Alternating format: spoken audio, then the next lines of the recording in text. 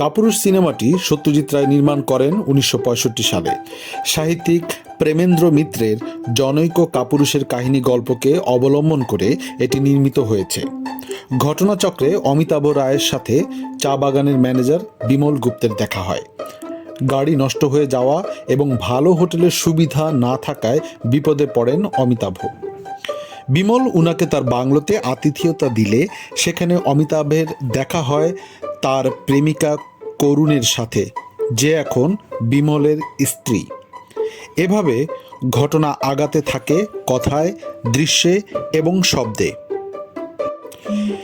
সেই সময়কার মধ্যবিত্ত জীবন, তার টানাপোড়েন, সামাজিক অবস্থা অনেক কিছুই এসেছে সিনেমায়। দারুণ সব কম্পোজিশন শট, শব্দের ব্যবহার, অনুভূতিকে তুলে ধরার জন্য প্রয়োজনীয় ক্লোজ শট সিনেমাটিকে দৃশ্যে আরও সমৃদ্ধ করে তুলেছে। কে আসলে কাপুরুষ? করুণ আসলে সুখী কিনা?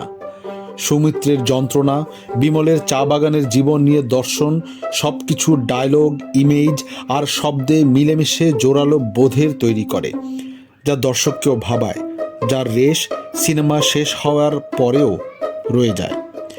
ক্রাইটেরিয়নের দারুণ প্রিন্ট পাওয়া যাচ্ছে অনলাইনে। ক্লাসিকের মর্যাদা পাওয়া বাংলা চলচ্চিত্র এটি।